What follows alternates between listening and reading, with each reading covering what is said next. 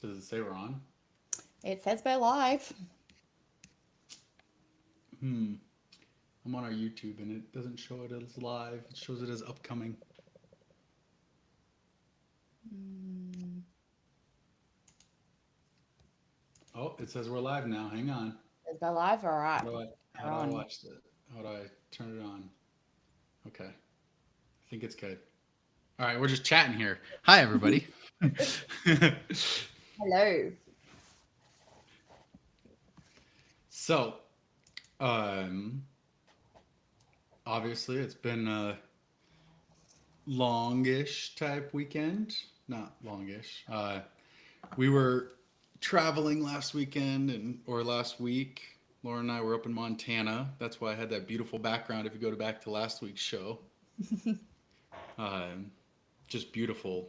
And then this week we're going to talk about. We can recap a little bit of what happened in Singapore. We'll talk about Sydney, and we can go on and talk about some of the rulebook changes, some of the things you like, you don't like, as well as upcoming qualifications and everything. Sounds good.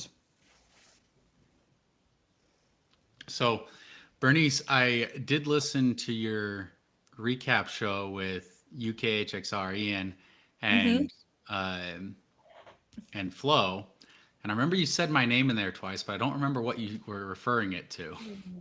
What was it? I think it was to pull out some data for us. Let me just rack my brain. It was I think Ian K brought up your name first to do with actually there was an argument around around I shouldn't say argument, there was a discussion around I think Flo was making a point around, there's obviously a lot of chatter, Anthony, around the qualifying system and the time qualification system, whether it's the right system for Hyrox to use. And Flo raised the point that he doesn't believe that your times competing in a major or a world championship race, basically a time on a grid, should be included. And I think we brought up your name to say, let's get Anthony to do the data to see would it actually make a difference if we removed people's times on the grid? Would that make a difference to the top 15, or let's just say the top 40, I guess? I mean, yeah, because you have what is it, 4 or 5? Here, I'll tell you, just in the women alone, Mm. one, two, three, four, five, six, seven, eight of the top 15 women right now, including the auto qualifiers, wouldn't be in there because they haven't ran another race besides a grid race, or they've only ran one race outside of a grid race. Okay, so it would change things. Yeah. Yeah. And are you going to tell me that those aren't the people you want in there? Well, that was kind of, I think, my argument was I think where Flo's coming from was that I don't want to put words in his mouth, but I think he finds that nowadays the grid can sometimes be a faster course, is I think what he was erring towards. And so that, and the fact that you don't have the crowd on the course and all of that. I kind of brought up the point that you had told me before around that actually naturally the grid can sometimes be a slower course because of the back and forward, because of the different format. I kind of I think it should be included because a race is a race no matter what the format, but I was keen to get your perspective on So that. if you, I would say looking backward, we already said this before that it's about, we did the math on it too. Like with the extra turns where they try to fit the run course into the grid or around the grid and other things like that, that usually it was about a minute to a minute and a half slower than a regular pro race. But then is that negated by there not being traffic on the course and the higher level of competition actually competing, right? Yeah. Uh, and then you have like now moving forward though, the grid is going to be in some places a completely separate hall, so they can optimize like the grid. um, no, I definitely think they should be included because this is not, it's not like or think of it like a marathon. People that run professionally for marathons, they do like 3 races a year, Hmm. maybe 4, you know. We're already asking them nowadays, this season, there's 4 majors, a regional, and world champs. That's 6 races. Yeah. Now you say they have to go get 2 times, so they're gonna have to run 8 races within a year to be like one of the pro athletes. That doesn't make any sense. Mm. You shouldn't. You I should be agree asking. with That's one race a month. Like that. They're not like they're not the amateur level trying to get to the pro race. They are pros. Like if they want to be professional, you. they shouldn't be racing every single month, every single weekend. Well, I mean, I'll just use my brother, James, as an example. Where he lives on the Sunshine Coast, there is only one race a year within, an hour of him, and that's in Brisbane.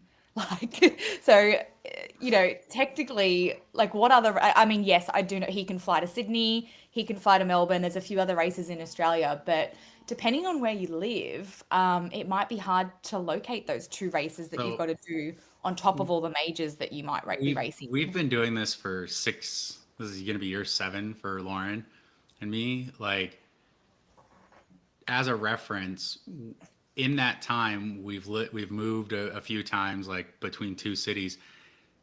Literally, the only time it's been in the city that we're living in, or within an hour of the city we're living in, is this year the Las Vegas Major. That's the only race, Mhm. and it's only been in Las Vegas 2 times in the past 4 years, right? Yep. So it's not like we're guaranteed everywhere. We don't even know if it's going to be here, like if there's going to be a Las Vegas race here next year. Outside of that, the closest race to us is like Anaheim or LA, which is a 4 hour, 3.5 hour drive, or Mm. an hour and a half plane ride, which is like for you guys going to Sydney, Yeah. right? So if we want to get a second race outside of that, the only options are Texas, Chicago, East Coast, which is 4 to 6.5 hour flights, and they're not exactly cheap. Like, Yeah. so she's already having to travel around the world to do these other races. Apparently, also 8 other women who have only done those races. It's not like Europe where there's trains that go everywhere or cheap flights to anywhere. Like if we want to go somewhere, it's across the country, and yeah, it's in the same country, but Mhm. it's still a 6 hour flight. Yeah. Like, so it's just different geographies, right? So that kind of travel just doesn't make sense on top of what already has to be done. Yeah. No, So I you agree. like you hamper athletes that are already at that level if you don't allow them to have their major races Mm. count as times, especially if it is going to be time based. Now we know that for this year the qualification is going to be time based, but I'm assuming like in the future it's changing anyway, because they stated their goals to go to the Olympics, so they're going to have to get more in line with that. So is it still time based? Will it be time based in the future? I don't know, but um, right now, since it is time based, it's like you have to let the where they race count.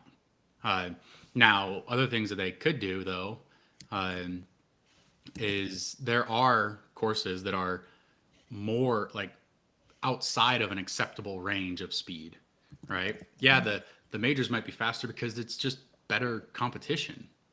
Like 15 people that win any other race they go to, all on the same course, like that's just a higher level of competition. They push each other further and faster. You saw the same thing in Glasgow where like they pushed each other further and faster, right? Wasn't the fastest course ever because there's been others that are quick without the same caliber of athletes. But you could also say Mhm. that, well, Hunter broke the world record in Stockholm, where both the men's and world record was broken on the same course, versus like in Glasgow, where only the women's world record was broken and the men's wasn't. Sorry, JK, 7/10 of a second. Uh, so like you have arguments both ways. Yeah, Dakota, they definitely should bring back Las Vegas. That's your whole point of it. Yeah. But anyway, what I'm saying is, yeah, count the major races, but maybe some of the races that shouldn't count are ones that we've seen big outlying times, right? Things that like somehow find a way to like certify courses or not, Mm. and So announce it you, ahead of time. Like even if it's just the week of before the race happens, be like, hey guys, this race isn't going to count towards your time because of XYZ. Mm.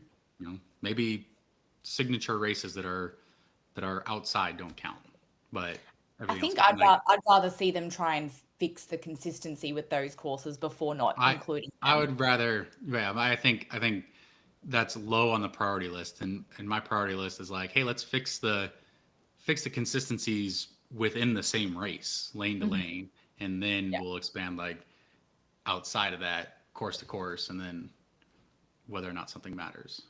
Yeah.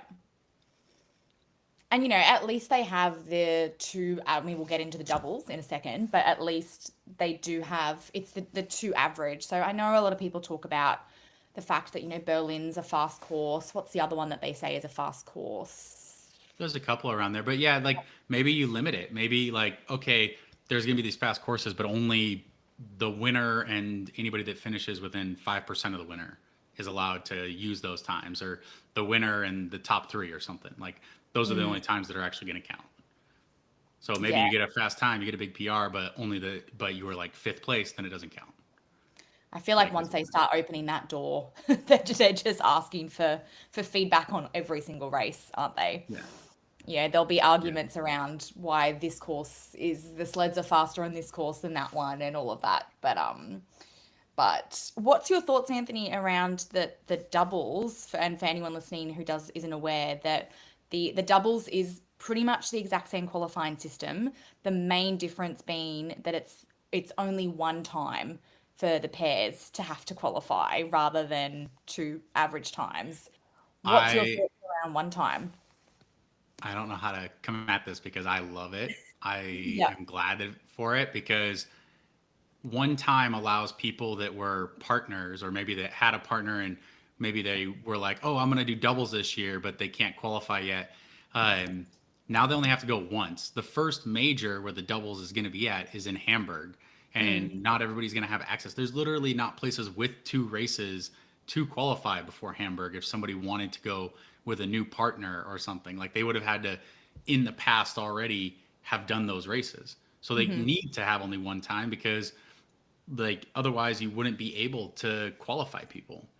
Like what if there's different people switching up partners. I already heard about one team that's switching up a partner, and it's like they're supposed like it's going to make a really good team, but they have to go get a time now, Yeah. and the team lives in Europe, and like where are they going to go now? Like they have Oslo, I think, is the week before Hamburg, so it won't count. And they like so there's only Maastricht, or if there's Maastricht, like where can they go get a doubles time to qualify them for the major? Especially if they're going to be treating the majors the same way that the individual majors are, where there's prize money and everything. Like people are going to want to race multiple times, hmm and I bet you it's going to actually feed into the system and make an awesome like it's going to create these super teams. And I know people are like, oh, but we want more people racing. Let's get it. Don't let the elite. No, I want to see the best people race all the time. Oh Even yeah, if me too. I if don't I agree with want to that see the argument fastest that people. I don't want to. no, I don't want to. I agree. I've heard people have that argument that you should only be able to race elite doubles or elite solo. I completely disagree with that. No, You, I want to I see the want to best people see race. And if their second 100%. race of the weekend is better than somebody's first, then they should keep racing. Yeah, you see that in Olympic sports all the time. People race the 100, 200, and 400, Yeah, like people race multiple races. Like we want the best out yeah. there. I want to see the Um, fastest people. Yeah, yeah. No, look, I do agree with the one because I don't think the two average times would make sense.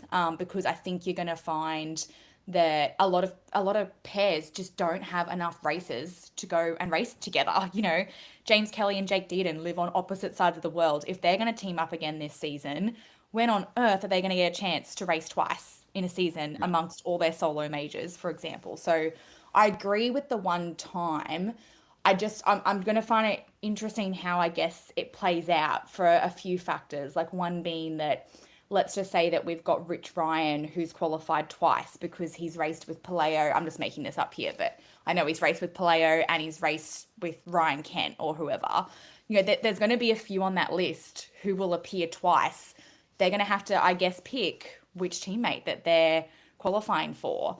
For example, I don't know the exact rule around it, but let's just say Rich tries to, sorry that I'm using Rich as an example. There you go, Rich Ryan. Let's just say Rich tries to qualify with Paleo and doesn't in that first major. Can he then try again with Ryan Kent that he's also So with the list for? here's a solution, or not a solution, but here's the way that that would work. I believe based on like what this year was. First is that we don't know if Player's going to be ready for Hamburg. So maybe Rich decides just to race with another partner to win some prize money if there's prize money at the doubles major. Okay. Hmm. So say Rich and Kent, say Ryland doesn't race and Rich and Kent want to make some money. First, they have to qualify. So they need to go get a qualifying time before the major in order to do that. Then, if they race there, what they would have to do, say they did get a qualifying spot, one of the top three in that first one. The next major, based off what this year was, and I don't know if this is confirmed yet, based on what this year was, they would have to decline their qualifying spot before the start of the next major, which means it would roll down in Hamburg if they were going to go with different partners at the next major. Right. Okay. I guess that makes sense. So like they could, Rich and Kent, if like their partners weren't racing the first major, they wanted to race together to still get the experience, race doubles, win prize money in doubles. They could race together, say they get a qualifying spot, boom. The next major, both their partners are good. They want to race again. So you talk about in Melbourne, now Rich races with Paleo and Kent races with Rylan. Then they would just have to decline their past qualification spot for Worlds before the Melbourne major where they race with different partners. And then they could pick up qualification spots there. So the qualification would roll down in Hamburg, not in Melbourne. Yeah. Okay. All right. That I guess that does make sense. I can see that Ugly Dave has joined the chat and he's got some opinions around the qualifying system for the doubles. So Dave said that he loves that the double qualifiers are at the majors, but the system for the doubles this year was great. Don't fix something that wasn't broken. Does it mean that at the regionals that both partners need to be from the region? And if that is the case, is that fair? The other majors that isn't the case. That So, probably, to be honest, I was just going to point out, and Dave's last point there is a question that I do have for Hyrox around how those regionals will work with the passport requirement for so doubles. I'll go to the first one and then I'll talk like, because the second one is just going to be my opinion of what I think they should do, Mhm. but they haven't come out and said it, so we don't know. But the first one is that are the major, the double, the qualifiers for the majors, right? Don't fix what wasn't broken, but it was broken. Like you weren't able to watch it. We weren't able to see results. They couldn't like stream it. There wasn't, and if you were watching it, you couldn't tell who was in the race, who wasn't, and what was going on, right? So it is broken. We want to be able to display it and see it for the world. So now we're going to have the opportunity to do that. We're going to be able to have the race. Everybody's going to be able to see who's qualifying, who's going. And yeah, like if if you want, I know everybody wants to be like, oh, I'm gonna sneakily come in and like do this. Well, you have to go put a time down first. And frankly, the times on the men's side for doubles right now are absurdly fast. Just for reference, I think before last season started, Mm. there were only two teams that have ever gone below 51 minutes in a men's pro doubles. Um, right now, top 20 men are below 50 minutes. The Hmm. top 20 pro doubles men are below 51 minutes. So you have to go to be guaranteed in the top 15. You have to go under 50-35. However, you also have in there Ronkovic on two different teams, Jake Williamson on two different teams, Jake Dearden on two different teams. So realistically, it's going to roll down to at least probably like 20th. Like you're looking at here. I have it up. I could show you. I think I tried to do Yeah, this just last share it. week. What's that? Yeah. They haven't actually put it up, have they? No, they No, they do haven't. have they do have the like tab for it now, but Yeah, it's not up they've actually spelt qualification with incorrectly. a K. I saw that. Come on, Nyrox. All right, can you see my screen? Autocorrect. Yeah, it's coming up now. All right, so this is the the the the This is the doubles men's. men as of right Mhm. now. Um, as you can see, like just for example, Marcus and Dawson, they're in Out of the 19th with a 15. 50 Yep. 56. But, what that includes is like this time from Ronk and Fabian is from October. So that'll fall off after Hamburg. And then you have Mhm. like some of these other times. A lot of the times from Worlds this year, some of them from some other different races. Um, but as you can see, like Ronkovic is there. Ronkovic is there. Like, uh, you have uh, Jake Dearden, Jake Williamson, Jake Williamson. So you just have people in here that are like Graham Holiday's there. Graham Holiday is also here. Like, so you have people in here multiple times. So it'll keep rolling down. So it might get kind of further down, but to guarantee yourself in the top 15 right now, it's 50-35. Which I have to say, I don't think you need to be in the top 15 to be able to race because I don't think we're going to see all 15 of those pairs racing together this season. I don't Um, think you have to be as worried as you would in a solo to want to be in the top 15. I think we're going to see a lot of roll down spots each major. Yeah, you will with the doubles for sure Mm, because it takes two people, right? And exactly. some of these people being in here multiple times. And you kind of see the same thing right now on the women's side, right? So the women's side is a little bit similar in terms of where they got their times and what their times are. So I'm sure this will also change, Hmm. and when different times fall off and stuff. So um, Dave says he calls shenanigans. They could have streamed it on the grid, but you knew I would say that. Yeah, I did because no, they couldn't have. You're not gonna. Um, I know everybody liked the LCQ this year, but it was a mess. Did you see the backup at the burpees? Did you see the like people couldn't race because of how crowded it was? That doesn't that doesn't show a good race. That doesn't present a good race. That doesn't let people be optimized in their race. So like yeah, it'd be really cool to like allow infinite people to keep racing, but that's not the way it's gonna be able to go. If you want to watch a good race, if you want to have a good product, it's got to go. It's got to go the way of making sure that the top people are in, Hmm. and yeah, maybe they only get the top 10 people that should be there, and the people that are 11th through 30th, like you could almost intermix and interchange them, and it's whoever takes advantage of their opportunity when it's given. But that's just it, right? Take advantage of any opportunity you're given. So Exactly. You got to play the game. Like you got you, but yeah, that's how you've got to get in. So if you want to get in, you've got to play it. yeah, and it's who can, when you face the top levels of competition, are you staying with them? Are you Mhm. being them, or are you just letting them go and hoping to get the roll down? And that's the different games that people are going to be playing, and um, that's why I think it's a good thing that they are moving towards majors, especially because as they start to institute more, I can't hang on.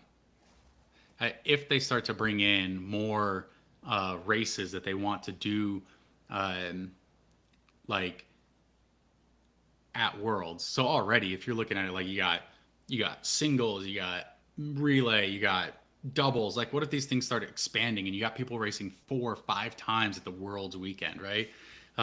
You got to find ways consistently to qualify them, as well as like you're gonna hold these all in the same event weekend throughout the year, so that people know as they practice, like, hey, I can't do 4 events in a weekend, so I'm gonna drop this one. I'm only gonna do these three, right? Mhm. Um, and then uh, the other one is the regionals. First off, I think the regionals is fantastic. I think it was I Marcus that said agree. it. Like, I'm with you on it's that. I it's really like liked people it. want to say like I made the Olympic trials. That's like what you're Hmm. doing now. Like I made the U.S. Olympic trials. Yeah, it's not the Olympics. It's not like the highest goal, but you made the trials is still really good. There's a way to get to it. So these regionals are allowing people to be like, I had a shot. I put myself in there. I had a shot, and it's not like I even looked at it just today because I was talking to Maria today. Maria is sitting right now in like 28th on the worldwide leaderboard, right? So she's gonna go get some good times. She's gonna get herself into the majors like individually, but at least right now, you look at the regionals, and she's sixth in North America. So she might be 28th on the leaderboard, but she's sixth in North Yeah. America. So she has a shot. She's gonna be have a shot. She's gonna be in for the North American regional. Mhm. Like maybe that's the ticket in. Like you don't know, and I think it offers, instead of just like these top 15 people, the regionals offers 45 people, right? So you get to expand that list. The person that's in now 16th to 100th place, they're like, oh, where am I at in my region? How can I get there? Like that is fantastic. They get the opportunity to be like, there's something to fight for.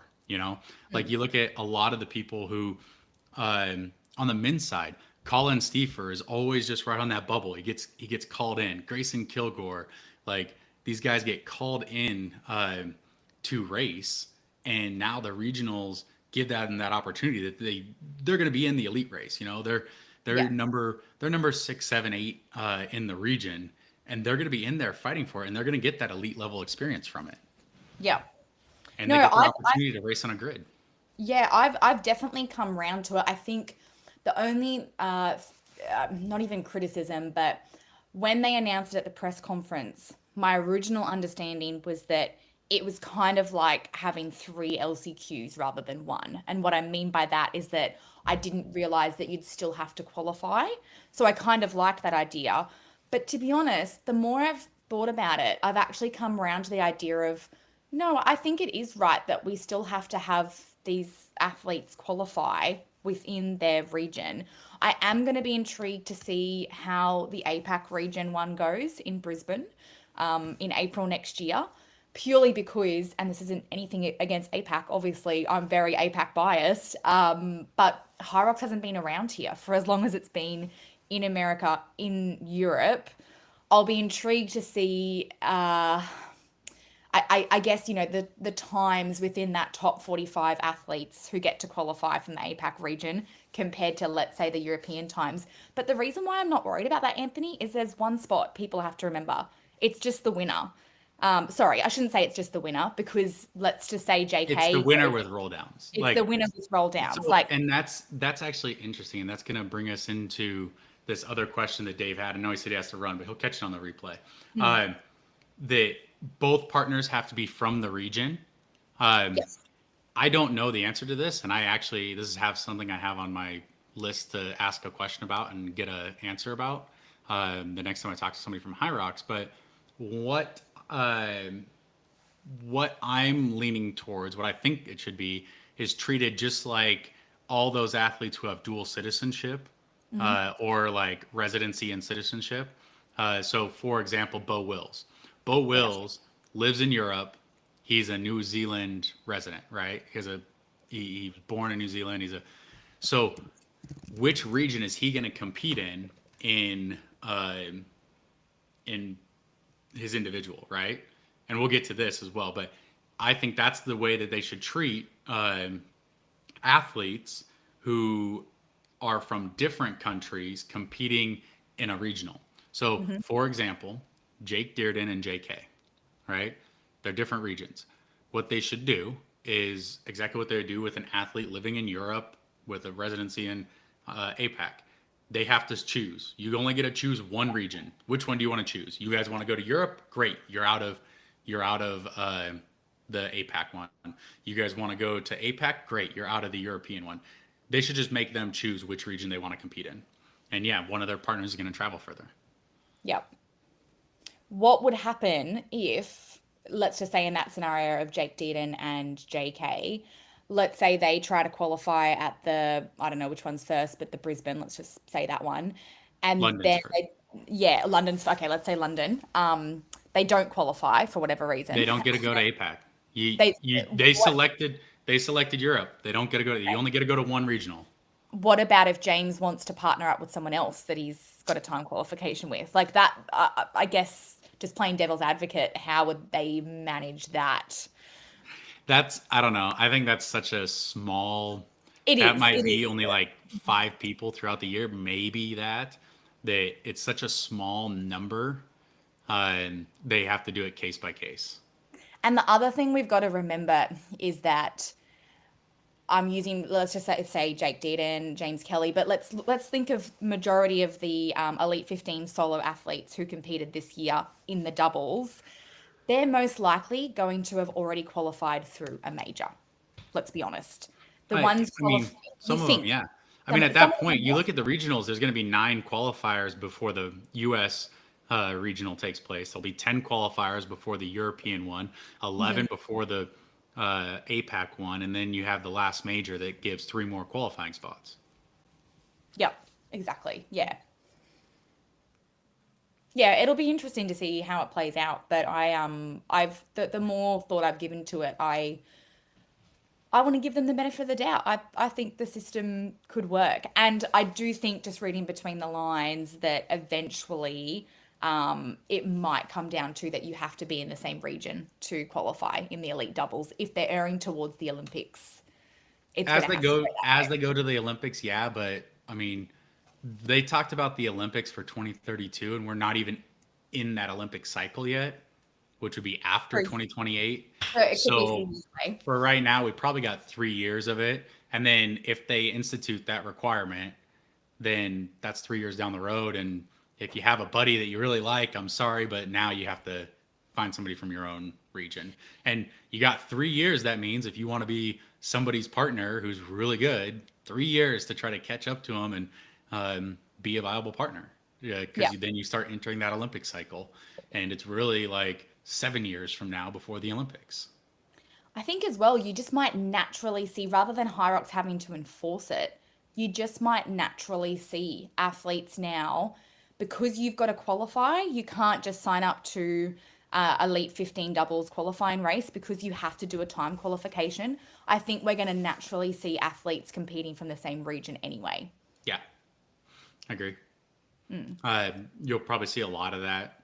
I mean, just look at what is it? The top 3 teams on the women's side were all same country teams. Exactly. Uh, Yeah. the top 3 teams on the men's side were, I want to say they were too, I had right? them Yeah, up. they were because it was Germany, Spain, USA. Yeah, yeah, it was. Exactly. So you're probably going to see that happen more and more Yeah, often. you'll see. I think you're going to see it more and more often.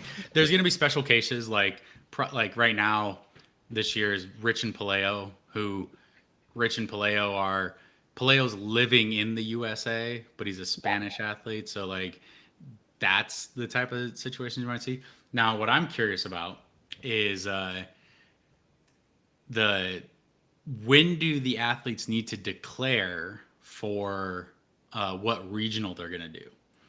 Like if they do have dual citizenship, because you were talking about the Mhm. APAC regional. Let's think about the men's side of the APAC regional, right? JK and Tom Rogers, let's just say they have their qualification before Brisbane happens. Mhm. Okay. Now you're looking at John Wynn and Bo are the other elite athletes, and you have some other strong talent there. Now, question is Tanguy Cruz. I think he's French, living in Australia, which means he would have to declare one or the other. Yeah. You have a couple other guys. Say Ricky Garrard wants to do it. If he got a time, he could be one of the top 15 athletes to go for it. He could literally make the Hyrox World Championships racing Mm. one race if he gets enough roll downs, because you don't know who's going to be that next person. So the question is, say like just as an example, John Wynn this year was the last guy in through the major, and he ended up taking fifth. He has an auto qualifier, Mhm. right? So you know that he's auto qualified for 4 majors and 1 regional. Which regional, since he's living in Spain, but there's the APAC regional, which regional is he going to go to? Would he go to the European one or would he go to the APAC one? And the question is, well, what happens, just as an example, what happens if JK, Tom Rogers, and Bo already have qualifiers in Mhm. APAC? And so you're just looking at like JK and Tom Rogers. And then you have John, who's in Europe, and Europe's a pretty tough region. Everybody knows like there's definitely going to be people unqualified at that point because Mhm. um, they're still going to be fighting for some good spots. Well, John's going to have to make a choice because does he want to face those other guys in the European regional in London where it's going to be pretty tough, or does he want to fly to Australia where like he already knows JK and Tom have their qualifiers? He doesn't really have to race them. He's basically racing everybody else that's there that hasn't qualified elite before, and that's just what I mean by that. Like, not that they're not really good people in the area. It's just that they're not elite qualifiers right now. So in Europe, you're going to have elite qualifiers that haven't made it yet that are trying to, and in APAC you might not. So he could go to APAC instead and be like, "This is where I can get it, and I don't have to beat JK and Tom to do it." No, that's actually a great point because you would think out of ease for where John Wynne lives, you'd go to the London one, right? You'd go and try and qualify from there. But you're right, and as Anthony pointed out, we're not seeing it as a criticism for APAC region. It's purely because the sport hasn't been around here as much that we just don't have as big of an elite field. Um, so yeah, it may I be mean, more in someone like John Wynn's benefit to try and qualify for the Brisbane regional if he yeah, hasn't qualified already. all I mean by that is there were 4 elite men out of the APAC last year, Mm, uh, and like someone like John has a choice whether Europe or Australia. So he would need to make his choice. But when does that choice have to be made? Because if I was him, I wouldn't want to have to make that choice until after I know who was qualified from the first 2 regionals or first 2 majors. Sorry, like I would want to go through uh, Hamburg and Melbourne, and then Phoenix, and then make my choice after Phoenix. Because if uh, if I want to know who's qualified, I'd be like, okay, I think I'm gonna have a not an easier time, but like I'm more likely to get a spot here than I'm gonna have to really fight for it if I stay here. yeah. I also think the Melbourne major will be an interesting race because I'll be intrigued as to how many athletes who have the chance to qualify, who are within the top 15. I'm talking solos here, or and doubles actually, who don't want to do the travel. Will that be a race though that athletes might go, well, that's my chance to actually qualify I because think a it won't be lot as strong like a competition. lot less people are gonna be declining invites this year than last year. Mm. And I honestly, I'm not a coach, like I'm not an elite athlete myself. Um, but I just think with how competitive Hyrox is becoming, I don't see why you would be declining invites myself. But hey, that's Yeah. just me. I mean, it's any opportunity you get, people are going to be traveling. Hmm. Uh, I'm looking at like the women's side right now, just looking at like the top times. Obviously, 15th place is 62:28. So you need Hmm. an average of 62:28 or better to get into these majors. It is getting so competitive Yeah. um, that like I don't know if you can because you don't know if you're anywhere from like 12th to 20th place, you don't know if you're going to get another invite, another shot before the next major comes up. Like Mhm. there's people getting faster, they're going to try to get their times down, right? So I think it's just worth it that hey, I have my opportunity, I'm going to go. Yeah. I just think with the way the sport's going, you kind of have to. And hey, Anthony, you brought up before about the next time you talk to someone from Hyrox, a few questions you might have. I'm actually chatting with Mo tonight for Hybrid Sport Media podcast that I'll hopefully be releasing by tomorrow for everyone ahead of Sydney. So if there are any questions for anyone listening live, or if you have any yourself, Anthony, a I few of have those so many. questions, I have so many questions, but I think they're well, just send questions. them through. I think they're questions I have to ask him. Yeah, I already Not have all a of them. Not all of them are about Hyrox. So it's like, fair enough. No, I have a few just for those watching, listening. I have a few that we've kind of already discussed down anyway. So I just kind of want to get Mo's clarification around, the passports, for example, with the regionals for the doubles. There's a few things with the qualifying system that I'm just going to get some clarification on. So yeah, I'm really looking forward to having a chat with Mo, co-founder of Hyrox. yeah.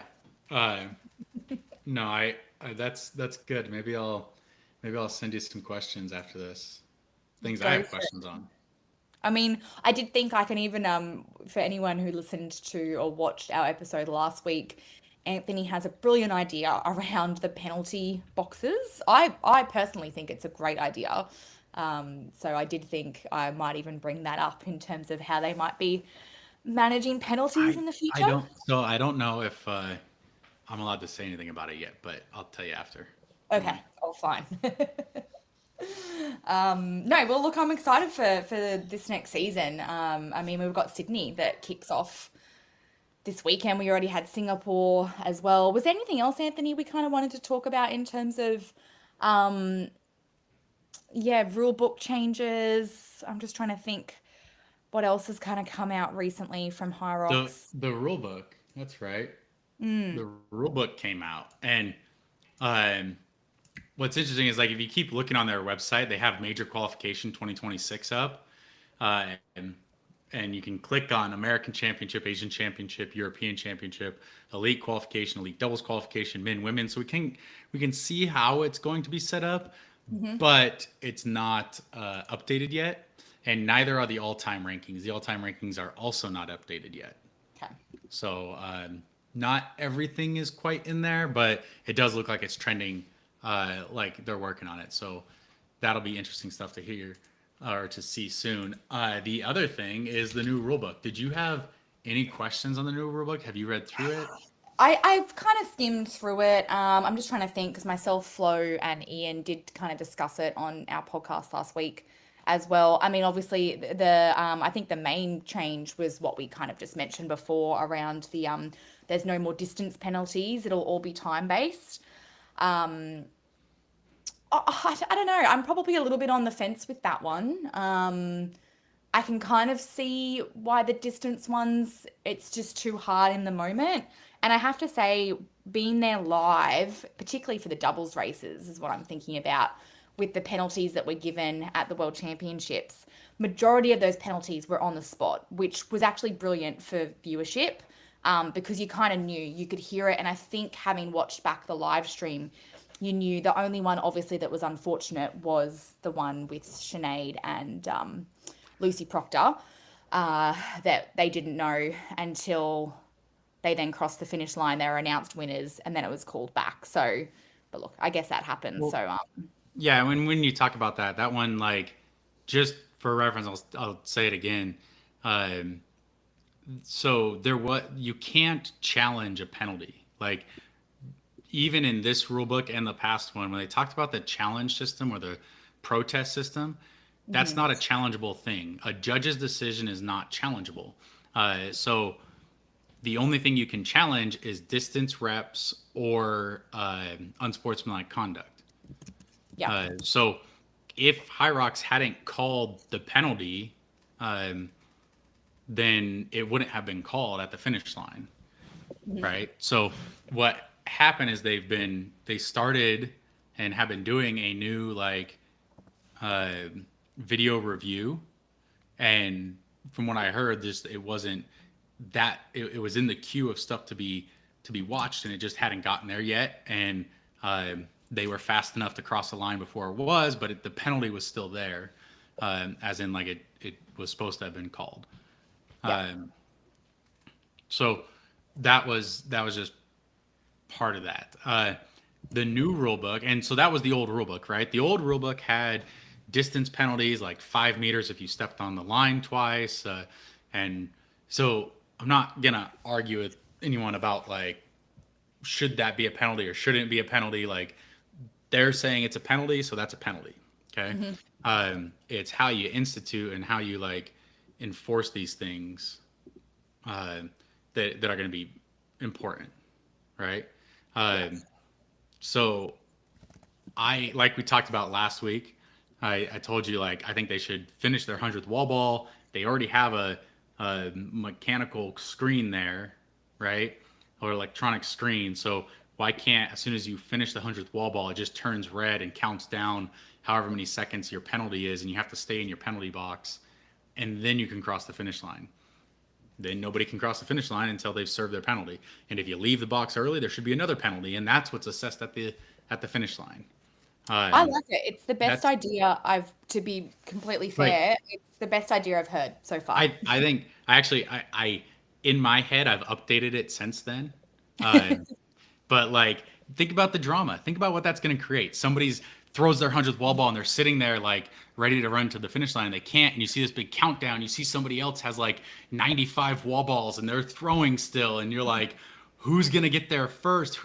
Is it still going to be a sprint to the finish line? Like like, um my only thing is that I would do, uh, and I don't obviously run Hyrox, so I don't have the say in this. But if I was doing it, I would say um, the burpees and the wall balls are the only places where you get no reps, not penalties, because they no Hmm. rep you on a wall ball, right? So Yeah. it makes sense. I would put no reps in the burpees as well instead of penalties, and just make them redo the rep because you can call a no rep on the spot. Uh, and then I would probably also make the rower have like a penalty box. So like Mhm. when you get to the rower, you sit on it, but you have to wait. Like that's where I would make them wait. If there was any penalties from like the first three stations, it would be Yeah. on the rower, and then continue the race. And I know it's like, oh well, then that just lets people rest, and it's not as an effective of a penalty. And yeah, that's true, but um, that's gonna level them out in the race. So like if they have 30 seconds of penalties from the earlier stations, and because they're able to get a rest, that turns into only like 25 seconds of actual penalty because they're able to speed up a little. It's still a penalty, Hmm. um, and like making them sit on the rower where they would be anyway, or like sit off the rower or something. That's just another good spot where it's like you can tell somebody to, hey, you can't move. You can put screens in front of them. Makes it easy. Yeah. I think places where it's easy make the most sense. I'm not tied down to that like penalty at the rower idea, but at least it would be another spot where it could be at, instead of just at the finish line. But I do like the finish line one. I think that's why I like your wall ball one because I Flo from Hyrox Daily did suggest a similar thing around having penalties. Like I think his suggestion was maybe like in the rock zone. So it might be like after a station they've received a penalty, hey, they get stopped. I kind of prefer your suggestion of the wall ball because then it's clean. They have to stay in that box, at the wall ball, Well, at the finish, or there's a penalty box, whatever it might be, either one. and there's no, but I don't like having to move them off course, and you're Mm, telling somebody like they're already going to be in their box doing wall exactly. balls, and Yep. all it is the screen tells them. And so like there's not somebody there with a stopwatch or something trying to like get it on time and then counting them down, or like if they leave early, oh no, wait, I'm not done, like, or like a judge's mistake missing it. Hmm. Like it's literally just throw the ball, boom. They can see their timer. It's bright and broadcast, like it's immediate, and they just have to wait. Yeah. That's what I prefer, probably about the rock zone. I don't really like the idea of having to run after an athlete and tell them you've got to stop and wait for 10 Yeah. seconds. I just Well, and think if it's you a little bit messy. and it's probably not going to work as well, like with the age group. So this is only applying to the elite, because you're not going to be able to be like, oh, they got a time penalty, and then figure out which station they're on and they have to go to. Hmm. Um, so really, like, I I like it for they need to they need to do this, and then at the end, the age groups, like you're just going to get penalties applied afterwards. Yep. Exactly. Yeah. We'll see how it goes for this year. I'm trying to think the other rule book changes. I mean, obviously they've amended with the age groups now that they'll actually have the pro weights for, was it the over 60s? So they've actually split up Yeah, I think that's fantastic. They're it's extending the great. pro A qualification. I don't know what the like the I pushback on that agree, was. Anthony. Yeah, I was Uh, kind of surprised that people had a pushback around that because they I think they it's great. expanded the weights and abilities of, as people got older. I think that's fantastic. Mm, Um, it's not that God. they didn't lower it down to 70; they brought it up to 70, Yeah, right? So exactly. previously Mhm. it was lower. Like, yeah, they're going to keep doing that. They should do that every year, like bring it up a little bit more as competitors age. Did you see the one about pregnant racers in there? I didn't, but I remember you mentioning that. So yeah, Yeah. read that out to me. So 2.3 pregnant races. Pregnant women are welcome to participate. However, the participation in any race during pregnancy remains solely at the discretion and responsibility of the pregnant individual. As every pregnant race is unique, we strongly recommend, as every pregnancy is unique, we strongly recommend consulting a medical professional prior to participating in a race in order to assess any potential risks. Any pregnant racer who would like to adapt any movement or modify the prescribed weights or reps should contact the Hyrox team in advance. Hyrox are happy to accommodate these wishes where possible. However, please note that any adaptations will result in your result being marked as out of competition, so you'll be excluded from official rankings or qualification spots, although you will still receive a finish time.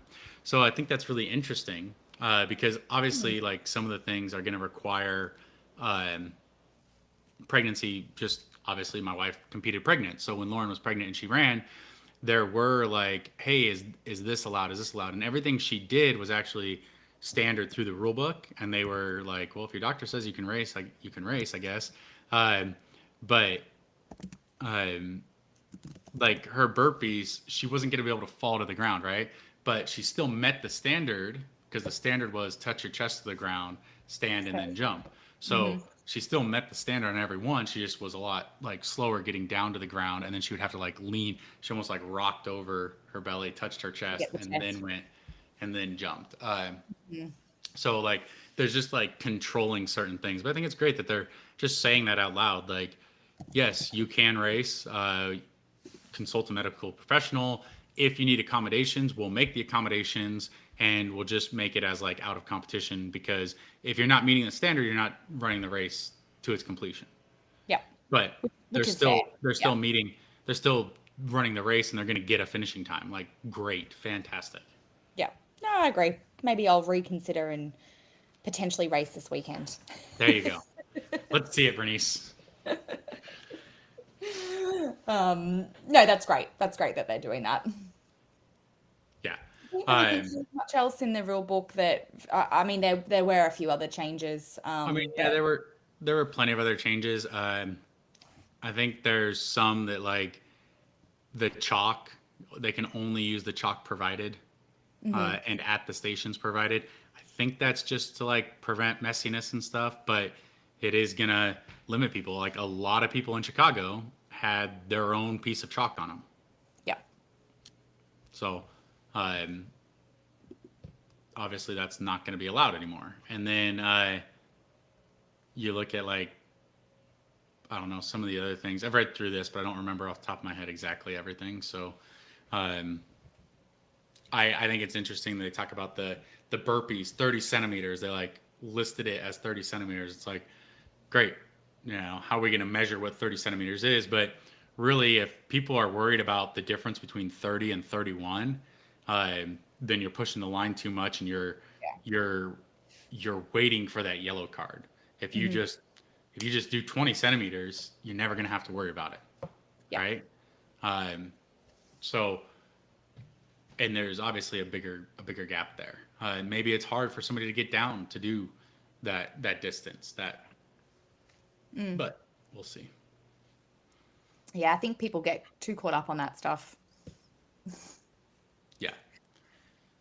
I mean, looking at Sydney, I thought I might call out just some of the people who are competing in the women's and men's pro divisions. I was kind of just going through the pro doubles as well, just to see what names stand out. But in terms of the women's pro, we've got Gabrielle Nakora Baker. Some might know her. She's actually been on the show before. She competed in the Elite 15 doubles. This is actually her first solo pro. So I'm keen to see how Gabby goes doing a solo race instead of the doubles. Yeah, We've she got was in Emily. Elite 15 doubles, so she's ran that a couple times, and then again, Exactly. I didn't know this is going to be her first solo pro. That's exciting. Yeah, really exciting for her.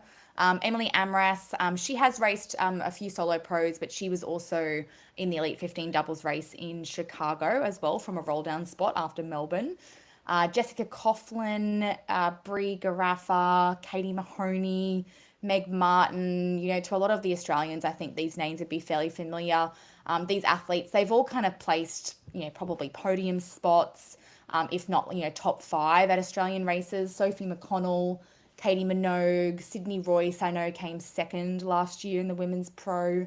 Connie Stevenson, I think she might have come maybe like third from memory, third or fourth in the Brisbane race back in March, and Stephanie Whiten. So apologies to anyone whose name I've missed. That was just me kind of going through the start list earlier and seeing what names jumped out. But as I said, a lot of these athletes have, either podiumed or won or, kind of probably competed or, sorry, finished in the top five within an Australian race or may have even raced age group this year at the World Championships. So, Yeah, and Stephanie Whiten, is that? I think mhm. that's how you say it. Her and her partner, they were in the Melbourne doubles, right? They were fourth. They would have got the roll down, but then they declined, I think. They did. I think from memory, her partner Nat may have been injured. Don't count me on that. For whatever reason, they couldn't travel over. But yeah, they were the first roll down spot actually. When Meg Martin and who was her partner? Maddie. Was it Maddie? Meg Martin and her partner had to pull out of those doubles. Well, So Meg Martin did really well in the regular doubles, the pro doubles. They actually had mm, the fastest time on the weekend from the pro doubles on Sunday after like all the sleds have been switched and everything. So they had a great race too in Chicago. Um, what's interesting is that we talked about the men in APAC, but the women's side in APAC, assuming that by the time 9 people are qualified, Joanna has a qualifying spot, maybe Jess Petro has a qualifying spot. One of these women or somebody that we might not know of yet could be that person that takes the yep. qualifying spot for Australia. I don't know. I think Jess Petro might be in the same boat where she is an individual in America who also has Australian citizenship. So she might pick one or the other place. But Mhm. uh, looking at that, like, you don't know then. Maybe, maybe Tia Claire Toomey decides to go individual and goes to the Brisbane race. Maybe one of these women, maybe somebody else. Like, but that could be a wide open race, giving a qualifying spot to the region. Oh yeah, it's really going to open it up for the women. I mean, looking at the men's, we'll get into that in a sec, but um, we probably have a few.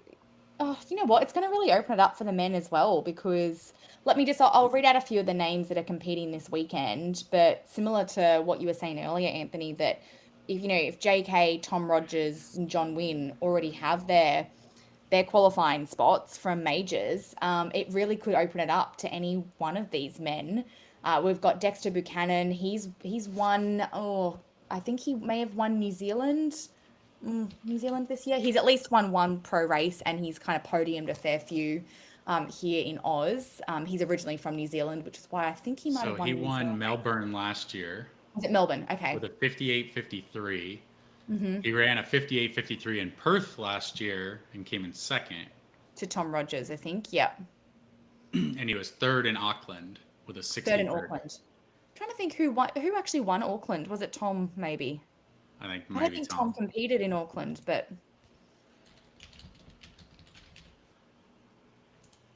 Let's see. Auckland, Tom Rogers, it was Tom Rogers. 59.41. Yep. Okay. So then we've got Tangai Cruz. That name's probably familiar to a fair few Aussies as well. As Anthony mentioned earlier, he's actually from France, but lives here in Oz. So he could be an interesting one in terms of does he compete here for the regional? Probably more likely, but I guess he also would have a passport, dual citizenship to the European UK regional as well. We've got Peter Day, Anthony Polo, Ollie Moore, Luke Brotherton, Dan Plews, Camilo Torres, Daniel Payne, Liam Meadham. And I've just thrown this in here because my husband is doing his first pro, so I have to, I can't not mention him. Daniel Lineker, watch out for his name on the leaderboard. All right, we're going to be watching for Dan. But no, I think the same. Hey, there's rules for pregnant racers now, so he might throw you into a mixed doubles with him. Oh God, yeah, he could do. I'm It gonna could be text JK and be like, "Hey, bud, listen. Here's the deal. You gotta well, get them." now that for those who don't know, James and oh gosh, I hope I can say this here. I think I can. James and Joanna unfortunately can't race this weekend just due to an injury, but yeah, maybe JK, maybe you want to do a mixed doubles with your pregnant sister. We were talking about other people he could partner with and stuff, and uh, I didn't think, you know what, Bernice, I'm gonna message him and be like, why don't you go run with Bernice? Yep. And the strategy would be that he does all the stations and I just run with him. I think it's not too bad a strategy. But yeah, as you were saying, Anthony, like I think the same with the men's side. It could really open up that regional in Brisbane to one of these men getting those spots. You know, if the likes of say Tom Rogers, Tom isn't racing this weekend in Sydney, but you know JK, Tom, Bo, John, Wynn have all got their spots already. It could open up to any of these men. Yeah, it really could. That's awesome. And so we'll want to watch all the APAC ones, not just the Australian ones. I'm sure there's somebody that we're not even thinking of, maybe in uh, China, Japan, Korea, Singapore, Thailand, any of these places that they could have. Gabe Heck lives in that region. There's no reason that he can't fly down from Hong Kong and take it too. Like, there's going to be an opportunity for somebody, and so we'll have to watch the races that are happening this summer and everything to kind of get an idea of like, watch out for this person when the regional comes. Yep, absolutely. I was thinking of Gabe because Gabe is from the USA though, isn't he? So he might be another one that has to choose which regional Yeah, he's going to compete in. Yep. yeah. Well, when they have that split citizenship, I'm pretty sure it's okay to have it. You just have to pick which one you're going to go to, and I think you get to pick, but you don't get to go to both. Yep. Yep. Which makes complete sense to me. You can't have one up on people just because you've got a dual citizenship. That's not fair. Yeah, Yeah.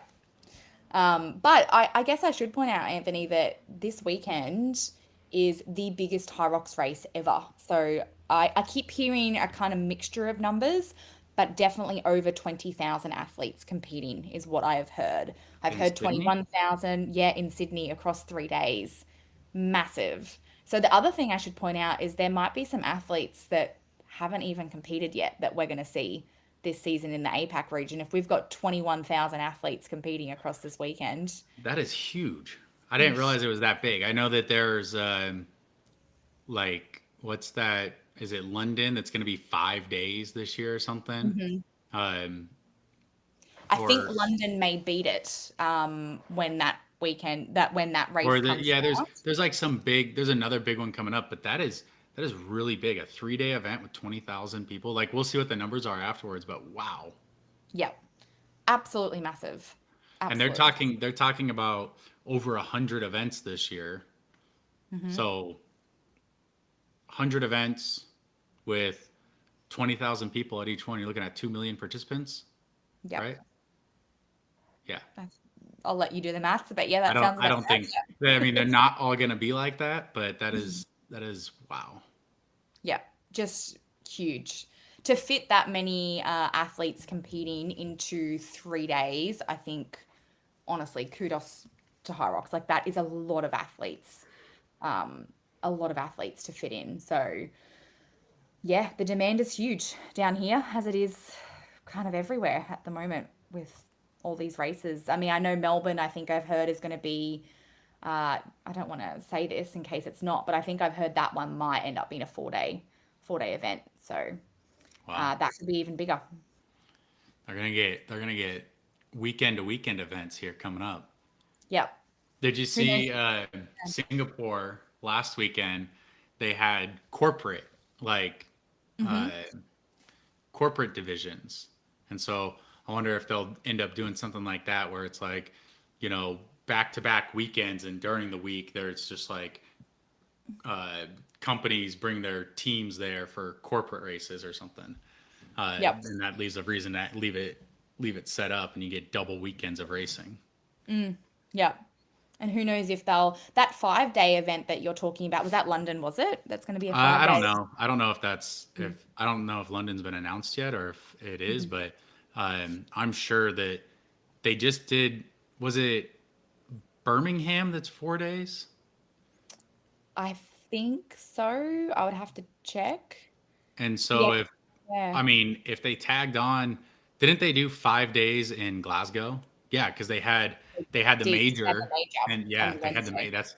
So I'm assuming there's going to be another one that's like that, where it's like the major and then 4 days of racing gives them 5 day events. I feel like that may end up happening with majority of the majors this year. I wouldn't be surprised if they become kind of 5 day events, including that major on the Wednesday evening. But who knows if they'll end up opening up to a Monday, a Monday race day, just to fit more athletes in. The Yeah, demand's huge. People will still do it. People will take the day off work. So it'd be big. Um, awesome. yeah, so just looking towards the future, everyone, I'm going to pull up. I should have done this in a little bit. We know that the first major is Hamburg Mhm. at the beginning of October, and all the races leading up to that are almost every weekend. We have one this weekend. The following weekend, there is no race. Um, that's becoming more and more rare. There's definitely more weekends with a race than there are not. And then 2 weeks from Sydney, you have 3 races on a weekend. They're going to have Abu Dhabi and Delhi and Cape Town. Okay. And then it's again almost every weekend. Um, there's only 2 races listed in August right now, but you hit September and it's race every weekend. Yeah, it'll be crazy. So, um, anyway, thank you everyone for the questions today. Thank you, Dave. Maybe one day we'll ask Dave to actually join in and we can have a discussion about this. Um, That would be but great. but we did promise things over the summer, and so we're gonna have to message JK if he's not watching right now and let him know that, hey, buddy, we gotta make good on these promises. You're gonna have to do workouts against listeners for money. That's true. He did commit to it. He did commit to it. We'll figure out how to write a banner, and we'll do anybody that wants to call in live. Um, we'll set up a way for a live stream for them to do a workout. It probably won't be a super long one, but let's get that going. Yep. I'm gonna and maybe I'll sneakily have, if I can, have Lauren call in and be like, "Hey, I need you to win this for me." No, we definitely need to do it. And get James while he's in his marathon block of training. Like, who knows? He Yeah, it'll be he, he something might fun. lose a bit You of know strength. what? He has some down days coming up. I'm sure of it. So we'll You're his coach. You can plan for it. yeah. So Let's let's talk about that. Let's talk about that, guys. Look for this space. I think in the next 2 or 3 weeks, that should be something we do. Um, watch Beyond the Grid's Instagram stories, and we'll announce it, and we'll even announce if there's going to be a prize for it as well. oh, we'll have to think of something. Just remember, you have to have good internet because we have to be able to watch and judge. That's true. Yep. So, Sounds good. All right. all Thanks, right, Bernice. Anthony. Thanks, everyone, for listening, Thank you, watching. everyone.